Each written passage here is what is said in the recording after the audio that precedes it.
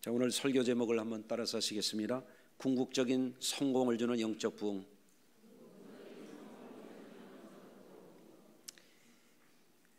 집중이 안 되는 분이 두 분 있는 것 같아요.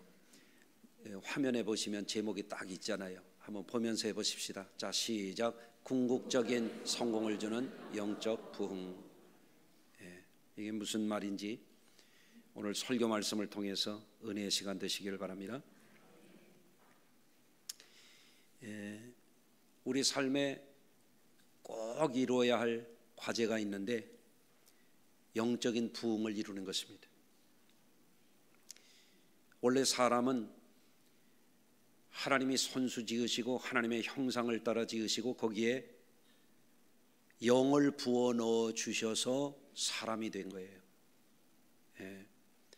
그런데 사람이 정욕을 따라서 마귀의 미혹을 받아 범죄하였을 때 그 형상이 파괴가 된 거예요. 그래서 저주가 오고 사망이 오게 된 겁니다. 그 인생은 필연적으로 죽게 돼 있어요.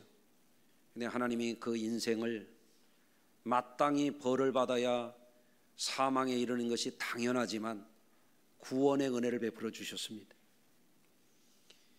그래서 하나님께 구원받고 거듭난 성도들은 꼭 이루어야 되는 게 있는데 그게 뭐냐면 영적인 부흥이라고 하는 거예요.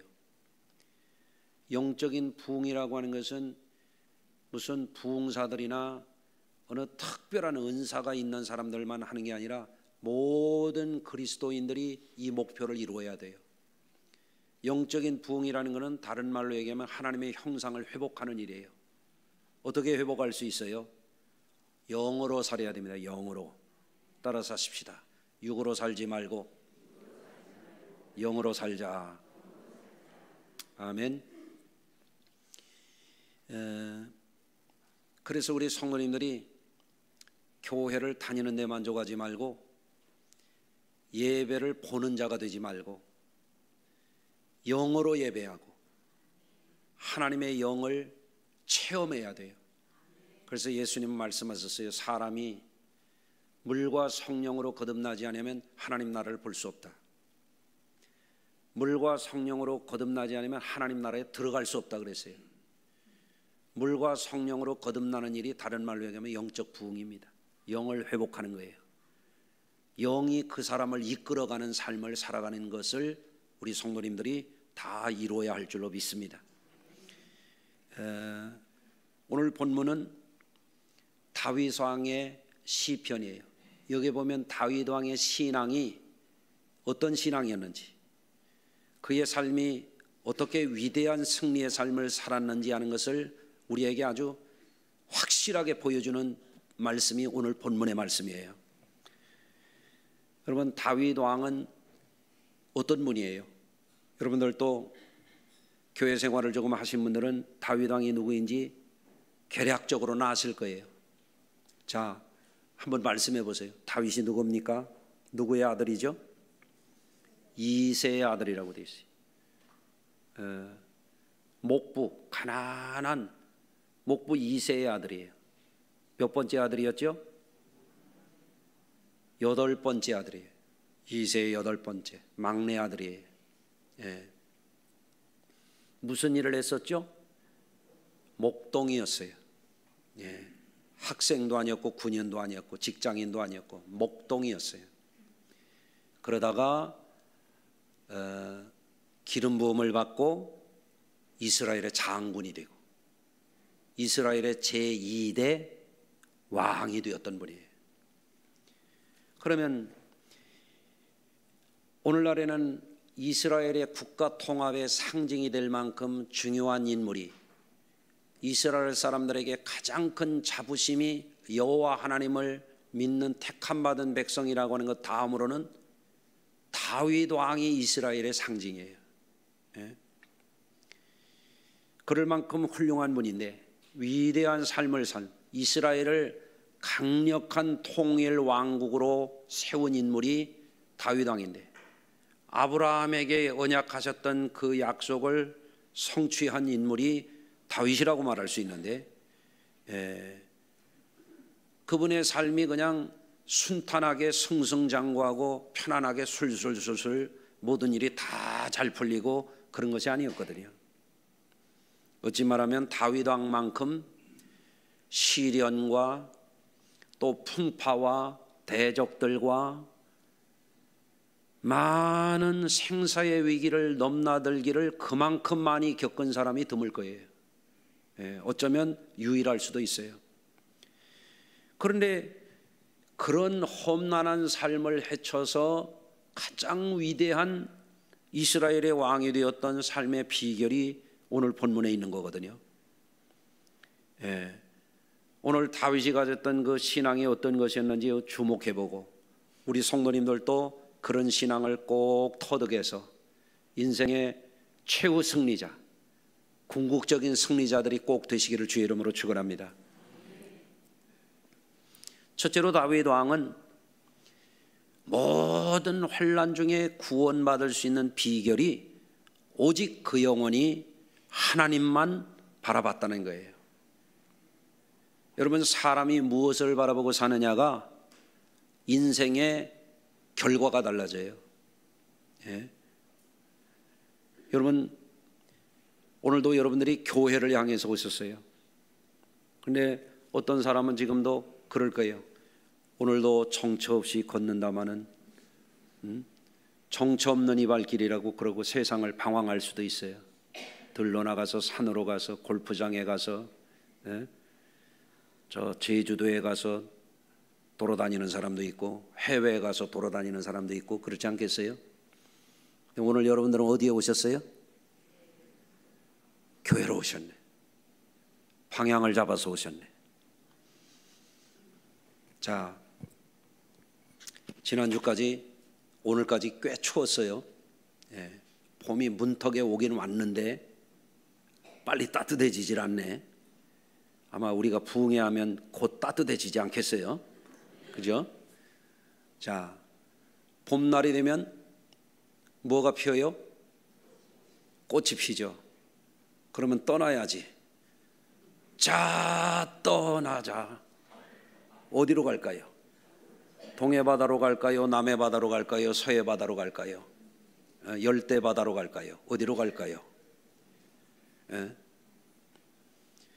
어디로 가고자 하는 방향을 잡는 것에 따라서 우리는 목포로 갈 수도 있고 여수로 갈 수도 있고 부산으로 갈 수도 있고 울릉도로 갈 수도 있고 해외로 갈 수도 있고 어디를 바라보고 사느냐가 종착지가 달라진단 말이에요. 인천공항에 와 가보세요. 어디로 가는 비행기를 타고 가느냐에 따라서 방향이 완전히 달라집니다. 인생이 그런 거거든요. 어떤 사람은 육신만 바라보고 삽니다. 육신만 바라보고 사는 사람은 갈수록 실망하게 돼 있고 갈수록 허무하게 돼 있고 아멘 안 하더라도 그렇게 된단 말이에요. 육신만 바라보고 사는 사람은 갈수록 슬퍼지게 돼 있어요. 그런데 교회는 다녀도 육신에 매여서 육신만 바라보고 사는 사람도 있을까요? 없을까요? 여러분이 아실 거예요. 어떤 사람은 세상만 바라보고 삽니다. 세상만 바라보고 사는 사람은 세상에 언제까지나 머물 수 있는 게 인생이 아니에요. 인생은 지나가는 것이에요. 아멘이 안 나오네, 이상하게. 아멘 해보세요. 맞죠? 맞는 말입니다. 그런데 지혜로운 사람, 예수를 제대로 믿고 거듭난 사람, 예수 그리스도의 참 제자가 된 사람들은 예수 그리스도를 통해서 무엇을 바라보고 사냐면 다윗 왕과 같이 하나님을 바라보고 산단 말이에요. 그래서 오늘 1절은 이렇게 되어 있어요. 나의 영혼이 잠잠히 하나님만 바라며 나의 구원이 그에게서 나는도다. 아멘. 오직 그만이 나의 반석이요. 이게 무슨 말이에요? 하나님만 바라보고 살았더니 내 삶이 든든하다 이거예요. 반석 위에 집 지은 것처럼. 놀라운 고백이죠. 다윗이 말하기를 나는 충성스러운 장군이 많으니까 나는 든든하다 이렇게 말하지 않는 거예요. 장군들이 언제 또 등 돌리면 또 모반자가 되기도 하고 반역자가 되기도 하는데 뭐 그렇잖아요. 군대가 많으니까 나는 든든하다 이렇게 말하지 않는 거예요. 다윗은 시편 23편 1절 여러분 다 아시잖아요. 여호와는 나의 목자시니 내가 부족함이 없으리로다. 다윗이 그거를 터득한 분이라 이거예요. 그만이 나의 구원이시요. 나를 구원해 주는 것은 군대가 아니에요. 나를 구원해 주는 것은 충신들이 많은 게 아니에요. 그만이 나의 요새이시니 하나님이 나를 보호해 주셔야 내가 산다는 거예요. 다윗이 전쟁을 평생 한 분입니다. 평생. 근데 전쟁에 나가서 수없이 죽음의 위기를 넘나드는 거예요. 그럴 때 그가 느끼는 거예요. 야, 하나님이 나를 지켜주셨다. 한번 따라서 하십시다. 하나님께서 나를 지켜주신다. 그 고백이 바로 이 고백이에요. 그만이 나의 요새시요. 할렐루야. 내가 크게 흔들리지 아니하리로다. 언제나 목적 있게 분명한 말걸음으로 믿음의 삶을 굳세게 살아간다 그런 말이죠. 할렐루야. 다윗은 가난한 목부 2세의 8번째 아들로 태어났습니다. 저는 6남매의 막내였거든요. 여러분 막내가 별 볼 일 없더라고요. 요새 막내들은 큰애 아니면 막내니까 귀해 그러잖아요. 거기가 우리 할머니 할아버지가 꼭 이름을 불러도 어머니를 부를 때도 큰아들 이름만 붙여서 부르지 내 이름은 한 번도 부른 적이 없어. 아유 별 볼 일 없더라고요. 네. 그러잖아요. 제가 우리 집에서 5번째 군대를 갔습니다. 안 놀래시네. 형들이 군대 가고 제가 5남 1녀 중에 막내니까 우리 누님은 군대 안 갔고 제가 5번째 군대 가는데 어떻게 하는지 아세요? 바깥 마당에 잘 갔다 와라 그러고 끝이야. 나 참 별 볼 일 없어. 그러더라고요. 근데 8남매 중에 가난한 집에 목동으로 막내로 태어났으니 뭐 별 볼 일 있겠어요. 그런 사람이었죠. 오늘날처럼 물질적으로 풍요한 시대에 태어난 것도 아니고 교육 개념도 없던 시절에 학교 같은 개념도 없던 시절에 태어난 분 아닙니까? 지난번에 아프리카 마사이족의 선교지에 가서 볼 때 그분들이 농사가 안 되니까 거친 땅에 가서 소떼를 몰고 양떼를 모고 여기저기 가면서 굶어 죽지 않으려고 그러고 사는 거 아니에요. 건기에는 몇 달씩 비가 안 오니까 옛날엔 마사이족들이 소 젖을 짜가지고 물이 없으니까 소 오줌을 거기에다가 섞어가지고 수분 공급을 해야 되니까 그거를 발효시켜서 마셨대요. 우리 교회에서 파송했던 서충만 선교사가 처음에 가가지고 그걸 먹었답니다. 한번 가서 잡숴보실래요? 소 오줌을 넣어서 발효시킨 우유 안 굶어 죽으려고. 지금도 마사이족들 가면 정통 마사이족들은 이를 하나씩 빼놨어요. 왜냐하면 그 건조한 데 다니다가 여러분 일사병이나 그러 쓰러지면 거기다가 이를 꼭 담으면 이게 안 들어가니까 물을 넣어주려고 우유를 넣어줘서 살리려고 이를 하나씩 빼놨어요. 그 권사님 한 분이 지난번에 가짜 이를 낀 분이라 가서 빼보라고 그랬지 마사이족 댁에. 그런 적이 있었는데 참 척박하고 거칠고 우리나라처럼 이렇게 뭐 잡초도 부드러운 잡초가 아니라 가시나무가 너무 많아요. 그 틈새를 다니면서 소 먹이고 양 먹여서 겨우겨우 살아가는 뭐 그림에서나 영화에서나 보면은 무슨 뭐 저 목동놀이 뭐 목가적이고 아름답고 낭만적으로 보이지. 소먹이고 양 먹이면서 겨우겨우 8식구 10식구가 살아가는 그 집이 무슨 낭만이 있었겠어요. 삭막하기 이를 데 없죠. 예. 그렇게 목동으로 살아가는 것만 유일하게 배웠던 사람이 다윗이었습니다. 그런데 그의 삶에 놀라운 변화의 때가 왔습니다. 하나님은 선지자 사무엘에게 명령하셨어요. 여호와께서 사무엘에게 이르시되 내가 이미 사울을 버려 이스라엘 왕이 되지 못하게 하였거늘 내가 그를 왜 언제까지 슬퍼하겠느냐. 너는 뿔에 기름을 재워가지고 가라. 내가 너를 베들레헴 사람 이새에게로 보내리니 이는 내가 그의 아들 중에서 한 왕을 보았느니라. 하나님이 보실 때 사울 왕은 하나님께 불순종하는 사람이에요. 타락한 사람이에요. 교만한 사람이에요. 악신에게 종노릇하는 사람이에요. 그를 버리셨어요. 새로운 왕으로 이새 아들 가운데 그야말로 별 볼 일 없었던 다윗을 택하신 거예요. 다윗을. 그래서 사무엘이 여호와의 명령을 받들고 베들레헴으로 가서 이새의 집에 갔잖아요.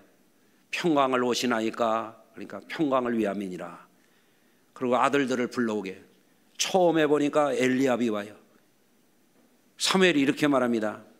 여호와의 기름 부으실 자가 과연 주 앞에 있도다. 그랬더니 여호와 하나님이 말씀하십니다. 그의 용모와 키를 보지 말라. 옆에 분하고 한번 인사해 보세요. 내 용모와 키를 보지 마십시오.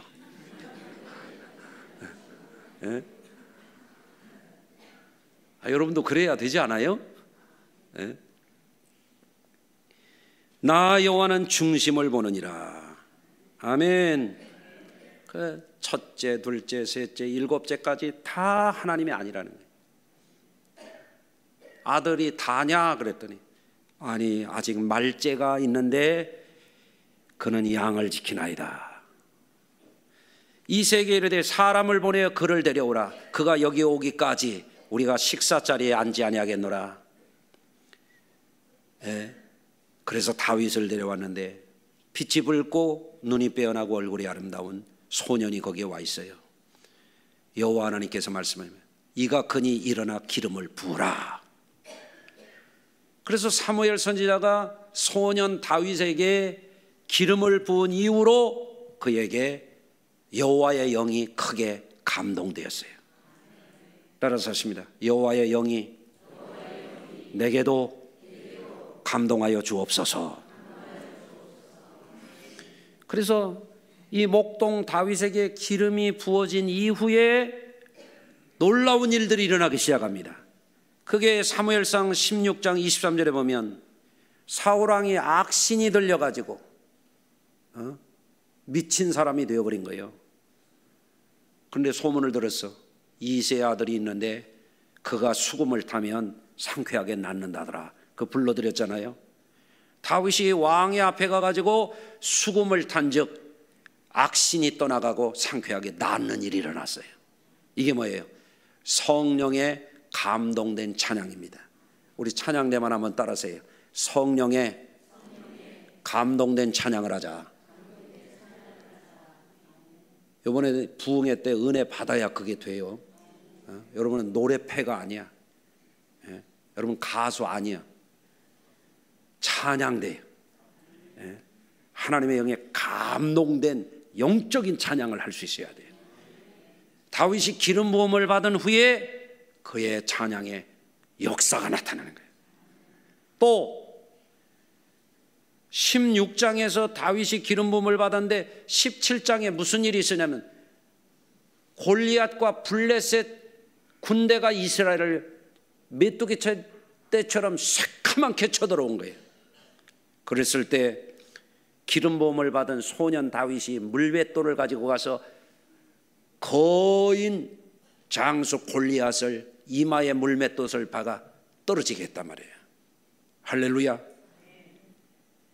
어떤 사람은 다윗이 연습을 많이 해갔다고 그러는데 연습만 많이 해가지고 소년에게 거인 장수를 이길 담력이 생기겠어요? 다윗이 물맷돌도 잘 던지고 양머리를 지키면서 맹수로부터 지키기 위해서 그런 것도 했겠지만 더 중요한 거, 하나님의 영에 감동됐다 이거예요. 골리앗을 이기는 거예요. 그러니까 이렇게 말합니다. 주의 종이 사자와 곰도 쳤은즉 살아계시는 하나님의 군대를 모욕한 이 할례받지 못한 블레셋 사람이리까 그가 그 짐승의 하나와 같이 되리이다. 그러면서 사울이 다윗에게 이르되 가라, 여호와께서 너와 함께 계시기를 원하노라. 하나님이 함께 하셨기 때문에 소년 다윗이 하나님의 능력으로 골리앗을 넘어뜨린 줄로 믿습니다. 세 번째, 다윗이 기름 부음을 받은 후에 또 놀라운 일이 일어났습니다. 그게 뭐냐면 그가 전쟁에 나가가지고 골리앗을 넘어뜨리고 블레셋 족속을 쳐부수고 돌아오니까 어떤 일이 일어나면 왕자인 요나단이 그의 친구가 되어주고 그를 보호해주는 자가 되고 그를 지지하고 돕는 자가 되었던 거예요. 여러분, 영은 영으로 통하는 거예요. 여러분, 목회를 해보면요, 성령의 사람들이 목회자를 진심으로 도와요. 목회자를 보호하고요, 목회자를 지지하고 성심으로 돕는 사람들이 성령 받은 사람들이 그러더라고요. 그런데 이상한 사람들도 있거든요. 슬금슬금 돌아다니면서 엄한 소리 해대고, 지금은 거의 그런 사람이 없어졌는데 전에는 좀 있었어요. 그렇다면 그런 줄 아세요? 성령의 사람으로 하나님이 다윗에게 기름을 부어주니까 왕자가 내가 왕이 되겠다고 욕심을 내는 게 아니라 다윗을 생명같이 사랑하는 일이 일어났더라는 거예요. 하나님이 쓰시는 사람, 하나님이 계획이 있는 사람, 하나님의 이름으로 기름 부어진 사람을 하나님의 영에 감동된 요나단이 사랑하고 생명같이 사랑하고 그를 보호해주고 그를 도와주고 그를 지지하는 그런 사람이 되었더라는 거죠. 오늘날도 마찬가지예요. 누가 주의 일에 열심하는가? 하나님의 영에 감동된 사람들이에요. 여러분이 그런 분이 되시길 바랍니다. 또 다윗이 하나님의 영으로 기름 부음을 받은 이후에 어떤 일이 일어났나 보십시오. 다윗이 기름 부음을 받은 후에 하나님의 영이 함께 하심으로 가는 데마다 지혜롭게 행하고 백성들에게 신임을 받았다고 되어 있어요. 사무엘상 18장 5절입니다. 다윗은 사울이 보내는 곳마다 가서 지혜롭게 행하며 사울이 그를 군대의 장으로 삼았더니 온 백성이 합당하게 여겼고 사울의 신하들도 합당하게 여겼더라. 아멘. 교회에서도 그래요. 하나님의 영에 감동된 사람들이 주의 일을 할 때 지혜롭게 하는 거예요. 지혜롭게 해요. 하나님의 영에 감동되지 않은 사람은 가르쳐 주어도 모르더라고. 이게 여러분, 그렇기 때문에 우리 성도님들이 어떤 삶을 살아야 되느냐? 주님을 바라보는 삶을 사셔야 돼요. 예? 자, 그러면 다윗의 생애를 볼 때 다윗이 언제나 주변에 좋은 사람만 있고 충성스러운 사람만 있고 돕는 사람만 있고 그랬습니까? 그렇지 않았어요. 다윗의 주변에 언제나 대적자들이 있었습니다. 여러분, 하나님이 쓰시는 사람 주변에는 마귀의 역사하는 사람들이 또 회방을 놓게 돼 있어요. 그걸 우리가 알아야 돼요. 다윗의 대적자들이 그를 위협하고 그를 죽이려고 했습니다. 높은 데서 그를 떨어뜨리려고 했습니다. 요즘에도 보십시오. 우리 사회에도 보십시오. 악한 사람들이 남이 잘 되는 꼴을 못 보거든요. 우리 성도들은 다른 사람이 잘 되면 기뻐해 주시기를 바라고, 축하해 주시기를 바라고, 축복해 주시기를 바라고, 응원해 주시기를 바랍니다. 앞으로 우리 사회가 걱정되는 점이 그거예요. 어떻게 악한 사람들이 오늘 이 시대에 설치고 돌아다니는지. 나라가 어지럽잖아요. 합리적인 얘기가 통하는 나라가 돼야 되고, 더 좋은 대안 앞에서는 다 박수칠 수 있는 나라가 돼야 나라가 더 건강하지 않겠어요? 한쪽이 아무리 좋은 대안을 내고 좋은 얘기를 해도 무조건 반대하고, 이쪽이 그러면 저쪽이 그러고 저쪽이 그러면 이쪽이 그러고, 이런 나라가 지금 되고 있잖아요.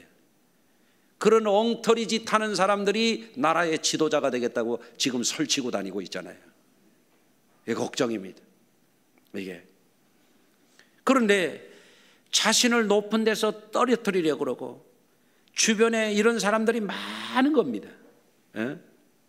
특히 다윗이 전쟁에서 공을 세우고 사울왕에게 충성하고 나라에 충성하고 백성들을 위기에서 건지고 돌아오니까 여인들이 춤추며 그들이 노래를 부르는데, 사울이 죽인 자는 천천히요 다윗이 죽인 자는 만만히요. 그러니까 사울왕이 그때부터 다윗을 박해하기 시작합니다. 여러분, 은혜를 입은 사람들은요 그렇게 하지 않아요. 은혜가 있는 사람은 다른 사람이 잘하는 걸 보면은 잘하는 거를 축하해 줄 줄 알고 격려해 줄 줄 알고 도와줄 줄 알아야 돼요. 그게 성도들이에요. 아멘. 사울왕이 이상하게 다윗을 시기하고 적대하고 그를 죽이려고 그래요. 왜 그랬을까요? 악신에 들려서 그래요. 마귀의 종로로 타면 그렇게 되는 것입니다. 그러니까 다윗이 그 고통과 그 위협과 그 어려움을 이렇게 표현합니다. 넘어지는 담과 흔들리는 울타리같이 사람을 죽이려고 너희가 일제히 공격하기를 언제까지 하려느냐. 넘어지는 담이 얼마나 위협해요. 얼마나 놀라요. 다윗이 얼마나 여러 번 놀랐겠어요. 그렇지 않습니까? 나중에는 자기의 장인이 되는 사울 왕뿐만 아니라 자기가 낳은 셋째 아들 압살롬까지도 아버지의 왕위를 찬탈하려고 불량자들 200명을 데리고 아버지를 죽이겠다고 쫓아다녀요. 다윗 왕이 일격에 그 아들을 압살할 수 있어요. 그런데 아들을 죽일 수가 없으니까 이 아버지가 도망다닙니다. 눈물을 흘리면서 도망다닙니다. 다윗의 장군이 그 압살롬을 죽이고 나니까 다윗이 웁니다. 압살롬아 압살롬아. 누구는 그래요. 이 압사할롬아 압사할롬아 그랬다고. 아들까지 그러는. 그러니까 다윗이 승승장구한 것은 무슨 장미꽃을 뿌려놓은 탄탄대로를 휘파람 불며 그렇게 승리의 길을 간 게 아니라 말이죠. 다윗은 인생 중에 어마어마한 어려운 일을 많이 당했습니다. 아마 여러분 가운데도 그런 분들이 계실 겁니다. 사람이 억울한 일을 당하면은요 자살 충동을 느낄 만큼 고통스러운 것. 억울한 일을 당해보셨습니까? 가장 신임하고 사랑하는 사람에게 배반을 당할 때도 그렇습니다. 자기가 낳은 자식이 자기를 죽이려고 쫓아다닐 때 그 아버지의 마음이 어떻겠습니까? 철석같이 약속을 해놓고 문서까지로 확약을 해놓고도 손바닥 뒤집듯이 하는 그런 사람들도 있습니다. 얼마나 고통스럽습니까? 가장 기대하고 꿈꾸고 기대했던 것이 무너지고 쓰디쓴 실패를 맛볼 수도 있는 것이 삶이 아닙니까? 이런 모든 과정 가운데서도 다윗 왕은 인간적인 배신, 간사한 사람들의 대적, 겉으로는 축복이요 속으로는 저주하는 사람들의 이런 음흉스러운 이런 것을 다 겪었던 분이에요.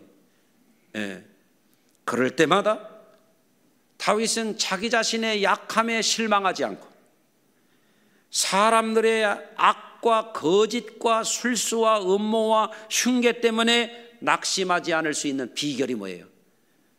오직 하나님만 잠잠히 바라는도다.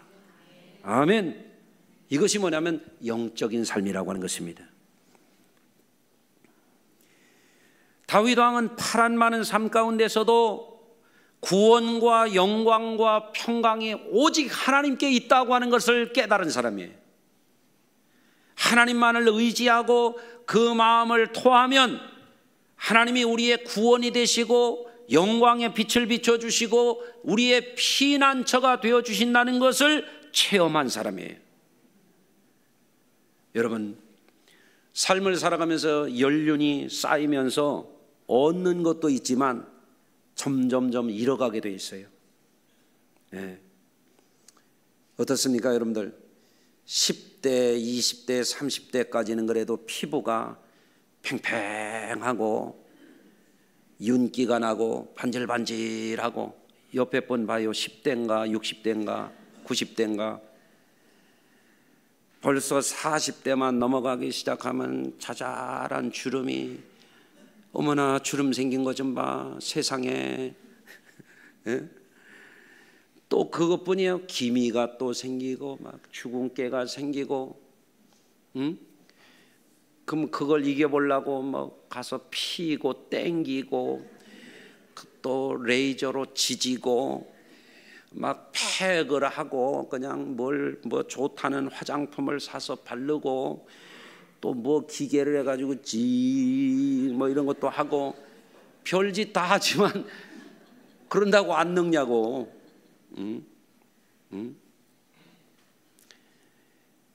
점점 어제 우리 구리 농장에서 농장 관리기라는 걸 샀어요. 경운기 동생급 즈음 되는 거예요. 그래서 땅도 갈아엎고 로타리도 치고 두둑도 만들고 비닐로도 씌우고 하는 기계를 샀거든요. 근데 내가 그런 생각이 들었어요. 야, 이거 몇 년 안 가면 이거 또 바꿔줘야 된다. 근데 사람의 이는 말이에요, 수십 년 썼거든. 여러분 지금 이 몇 년째 쓰고 있나 세봐요. 60년을 쓰고 70년을 쓰고 80년을 쓰고, 그거 빠지면 또 투덜대는 사람들이 있어요. 아이, 그만큼 썼으면 쓸 만큼 썼지 말이에요. 그렇잖아요. 감사하게 썼다 이렇게 생각을 해야지. 무릎 관절도, 자동차도 10년 넘어가면 별거 아니에요. 그렇잖아요. 근데 수십 년 쓰고도 언제까지 쓰려고 그거 가지고 슬퍼하고 그거 가지고 안타까워하고 허무해하고 그러냐 말이에요. 지난 2월 7일 날 누가 돌아갔었어요. 누구죠? 쨍하고 해뜰 날 돌아온단다. 송대관 씨. 그분이 75년도에 음반을 냈어요. 그리고 76년도에 탑 가수가 됐어요. 그걸로 그분은 그야말로 쨍하고 해뜰 날이 된 분이에요. 그런데 부인이 200 몇십억인가 빚을 져가지고 빚 갚다가 여러분 세상을 떠났었잖아요. 쨍하고 해 떴는데 쨍하고 해 졌잖아요. 태진아 씨가 송대관 씨의 약간 후배더라고요. 근데 이분이 송대관 씨를 잘 돌보셨대. 보니까 5월 어느 날, 5월 꽃 피는 어느 날 좋은 호텔에서 우리 트로트계의 왕자의 자리에 올랐던 우리 둘이 디너쇼를 합시다 하고 이틀 있다가 돌아갔었어. 여러분 알아야 돼요. 하나님께서 주신 거 다 하나님이 걷어가실 거예요. 반납할 준비하셔야 돼요. 젊음도 반납해야 되고 건강도 반납해야 되고 인생 반납해야 돼요. 아멘 안 해도 반납하게 됩니다. 여러분 저는 요즘에 우리 손녀딸들에게요 연예인급 인기가 있습니다. 제가 우리 손녀들에게 얼마나 인기가 있는지를 여러분 잘 모르실 거예요. 우리 리나가 엄마 아빠 따라서 주일날마다 교회 오면 목양실에 오면요, 할아버지 이렇게 안 해요. 사탕 할아버지, 사탕 할아버지. 제가 애들에게 인기 끄는 비결이 사탕에 있는 거예요. 우리 해나가 집에 오면은 막 인사하라면 인사하고 뽀뽀하라면 뽀뽀하고 막 찬양하라면 찬양하고, 뭐라고 하면 그걸 다 하냐면 사탕 준다면 다 합니다. 사탕. 그래 내가 그래, 야 여러분들 이 사탕 약발이 얼마나 갈래나? 얼마 안 가요. 얼마 안 가요. 여러분 우리도 알아야 됩니다. 어떤 사람은 인생을 육신의 정욕에 두고 삽니다. 그거 얼마 못 갑니다. 아멘이 하나도 안 나와서 내가 다시 육신의 정욕이라고 하는 거 약발이 얼마 못 갑니다. 예. 젊음도 아름다움도 지식과 총명도 직업도 돈도 명예도 지위도 다 지나가게 돼 있어요. 예? 다윗이 깨달은 것은 왕의 자리에 소망이 있는 게 아니에요. 군대에 소망이 있는 게 아니에요. 왕의 여인들에게 소망이 있는 게 아니에요. 이게 그렇기 때문에 다윗은 그 진리를 깨우친 사람이기 때문에 나의 영혼이 잠잠히 하나님만 바라며 나의 구원이 그에게서 나오는도다. 오직 그만이 나의 반석이요 나의 구원이요 나의 요새이시니 내가 흔들리지 아니하리로다. 얼마나 멋있어요. 이게 영적인 삶이죠. 이게 인생의 승리의 비결이죠. 예. 나의 영혼이 잠잠히 하나님만 바라라. 물은 나의 소망이 그로부터 나오는도다. 우리의 육신에 무슨 소망이 그리 있겠어요? 젊음에 무슨 소망이 그리 있겠습니까? 지식을 좀 쌓았다고 해서 그거 몇 년이나 써먹겠습니까? 돈도 쓸모없는 때가 곧 옵니다.